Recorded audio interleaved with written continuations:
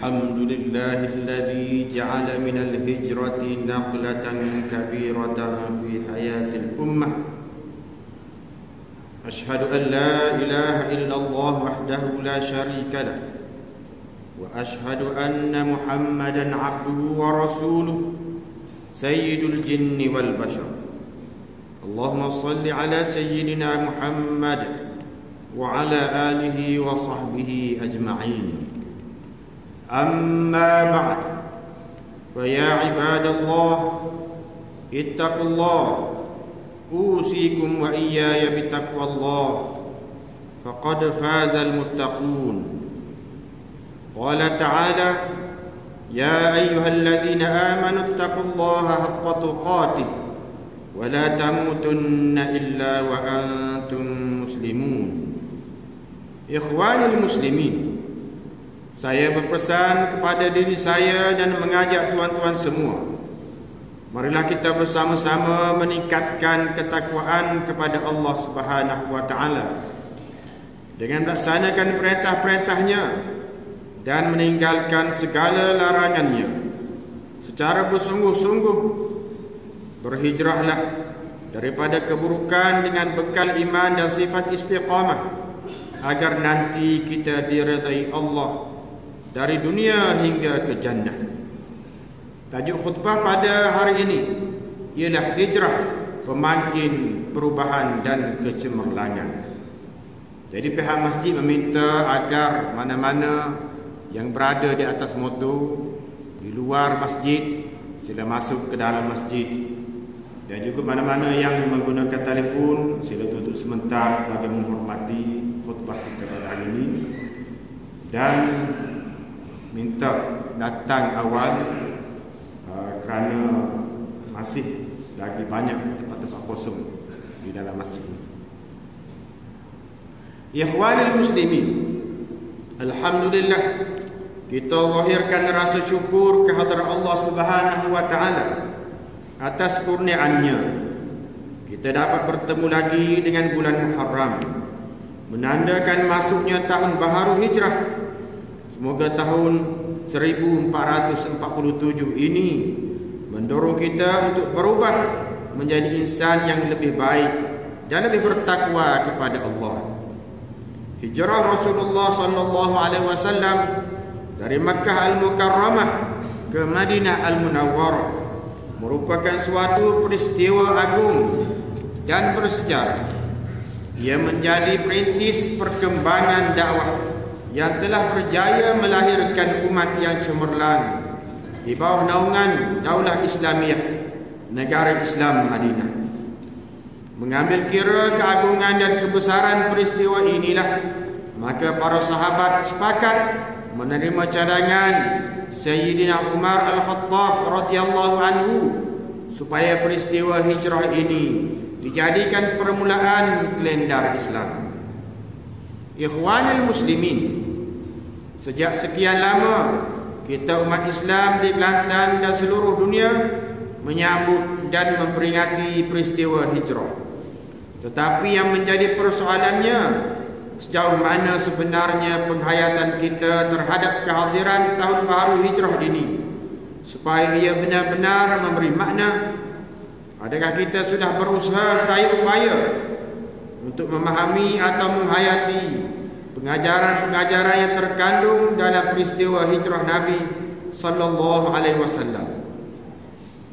Adakah kita sudah berusaha sedaya upaya untuk memahami atau menghayati pengajaran-pengajaran yang terkandung dalam peristiwa hijrah Nabi sallallahu alaihi wasallam? Maksud hijrah sebenarnya pernah dinyatakan oleh Imam Al-Bukhari di dalam sebuah hadis yang diriwayatkan oleh Abdullah bin Umar radhiyallahu anhu, bahawa Rasulullah sallallahu alaihi wasallam bersabda, "Wal muhajiru man hajara ma nahallahu anhu." Maksudnya, sebenarnya orang yang berhijrah itu ialah orang yang meninggalkan segala larangan Allah. Daripada hadis ini kita boleh fahami bahawa hijrah itu ialah perbuatan meninggalkan segala bentuk maksiat, dosa dan kemungkaran yang dilarang oleh Allah Subhanahu wa taala. Untuk tujuan itu, marilah kita berubah daripada tabiat atau cara hidup yang buruk kepada yang baik, dan daripada yang baik kepada yang lebih baik. Kedua-duanya adalah hijrah. Begitu juga usaha kita untuk berubah daripada kehidupan yang susah kepada kehidupan yang senang adalah hijrah. Perubahan daripada berpakaian tidak sopan kepada berpakaian yang menutup aurat adalah hijrah. Berubah daripada akhlak yang tidak baik kepada akhlak mulia adalah hijrah. Berubah daripada kehidupan yang lalai kepada cara hidup yang mendekatkan diri kepada Allah adalah hijrah. Semua perubahan ini hanya mampu dilakukan dengan semangat jihad dan niatnya suci murni, ikhlas semata-mata kerana Allah Subhanahu wa taala.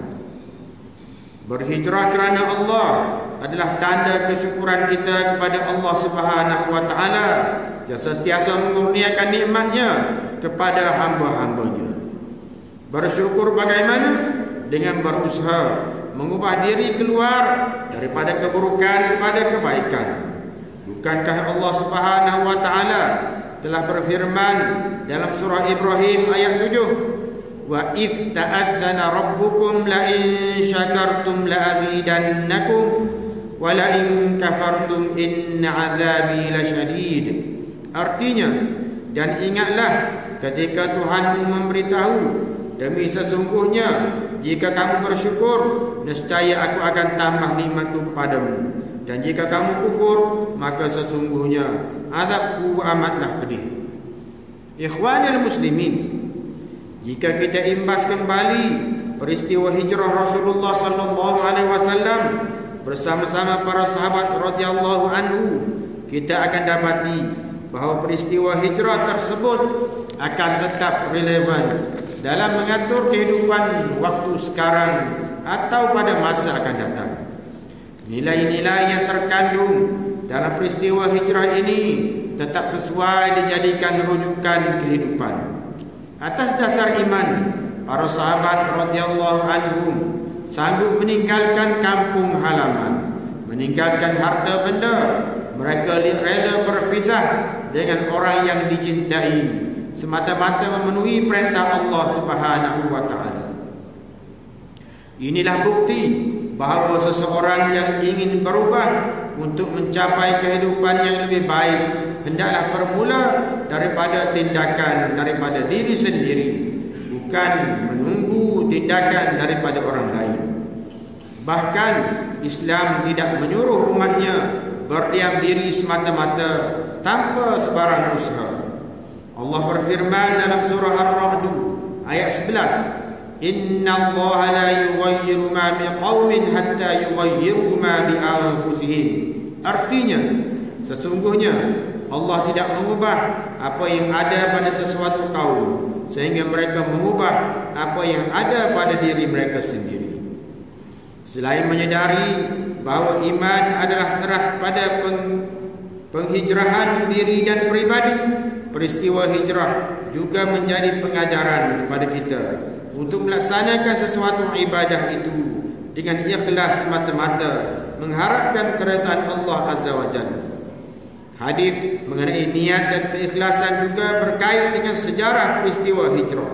Sayyidina Umar Ibn Khattab meriwayatkan bahawa Rasulullah sallallahu alaihi wasallam bersabda, innamal a'malu binniyat wa innama likulli imrin ma nawa faman kanat hijratuhu ila Allah wa rasulih fahijratuhu ila Allah wa rasulih wa man kanat hijratuhu lidunya yusibuha aw imra'atin yankihuha fahijratuhu ila ma hajara ilaihi. Maksudnya, setiap amalan perbuatan itu bergantung kepada niatnya, dan bagi setiap orang dia mendapat apa yang diniatkannya. Sesiapa yang niat berhijrah kepada keridhaan Allah dan Rasulnya, maka hijrahnya kepada Allah dan Rasulnya. Sesiapa yang niat hijrahnya untuk mendapatkan dunia atau kerana wanita yang ingin dinikahinya, maka dia akan memperolehinya. Sesungguhnya hijrahnya sesuai dengan apa yang ia niatkan. Hadis riwayat Al-Bukhari. Ikhwanul muslimin, Dalam kehidupan hari ini bermacam-macam bentuk ujian dan cabaran yang menanti di setiap langkah perjalanan kita. Ingatlah bahawa sesungguhnya segala ujian dan cabaran itu tidaklah setanding dengan ujian-ujian yang telah dilalui oleh Rasulullah SAW dan orang terdahulu. Hakikatnya Allah Subhanahu wa taala tidak akan membiarkan orang yang beriman hidup di atas dunia ini tanpa diuji.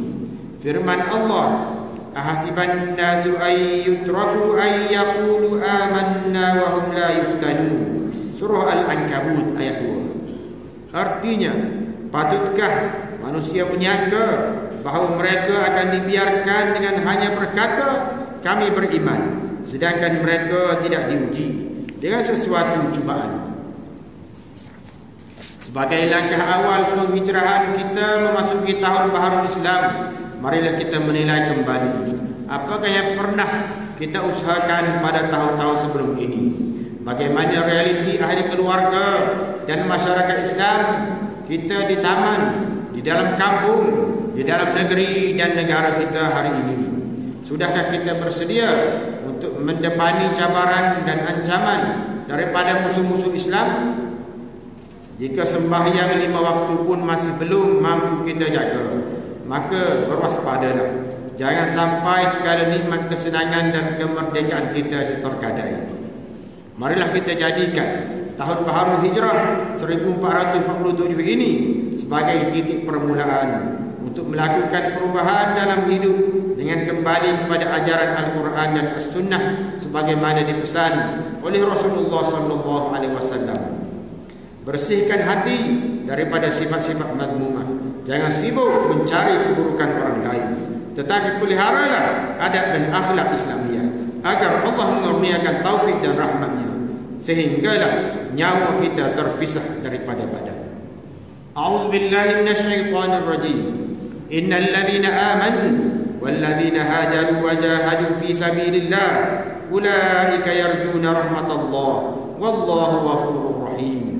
Sesungguhnya orang yang beriman dan orang yang berhijrah serta berjuang pada jalan Allah untuk menegakkan agama Islam, mereka itulah orang yang mengharapkan rahmat Allah, dan Allah Maha Pengampun lagi Maha Mengasihani. Surah Al-Baqarah ayat 218. Ikhwanul muslimin, akhirnya marilah kita berdoa kepada Allah Subhanahu wa taala agar menyelamatkan kita semua daripada segala wabak penyakit, bala bencana dan bahaya peperangan. Perbanyakkanlah melakukan amal soleh dan menghindari segala perkara yang membawa kemurkaan Allah Subhanahu wa taala. Ingatlah bahawa memberi dan menerima rasuah, salah guna kuasa, mengambil bahan-bahan yang memabukkan dan salah guna dadah serta segala perbuatan haram akan membawa kehinaan di dunia dan akhirat. Khatib juga ingin menegaskan bahawa di dalam harta kita terdapat hak orang lain yang perlu kita tunaikan, khususnya zakat. Justru salurkanlah infak anda, sama ada zakat atau wakaf, kepada Majlis Agama Islam Kelantan selaku badan yang dipertanggungjawabkan untuk menguruskan zakat dan wakaf di negeri Kelantan. Pihak majlis juga memerlukan kerjasama semua pihak untuk menyalurkan maklumat golongan yang memerlukan sekiranya diketahui, agar mereka yang kurang bernasib baik mendapat pembelaan sewajarnya. Pada waktu ini, saudara-saudara kita umat Islam, khususnya di Palestin, berada dalam konflik peperangan, khususnya dengan Israel. Justru, marilah kita terus berdoa agar saudara-saudara kita di sana diberikan perlindungan, pertolongan dan keselamatan serta kemenangan. Dalam masa yang sama, hulurkan pertolongan dan bantuan yang diperlukan melalui pihak-pihak yang berautoriti dan sah bagi meringankan bebanan, kesusahan dan penderitaan yang sedang mereka alami. Barakallahu li wa lakum bil Qur'anil azim wa nafa'ani wa iyyakum bima fihi minal ayati wadh-dhikril hakim wa taqabbala minni wa minkum tilawatahu innahu huwas samiul alim. Aqulu qawli hadha wa astaghfirullahal azim li wa lakum ولسائر المسلمين والمسلمات والمؤمنين والمؤمنات فاستغفروه إنه هو الغفور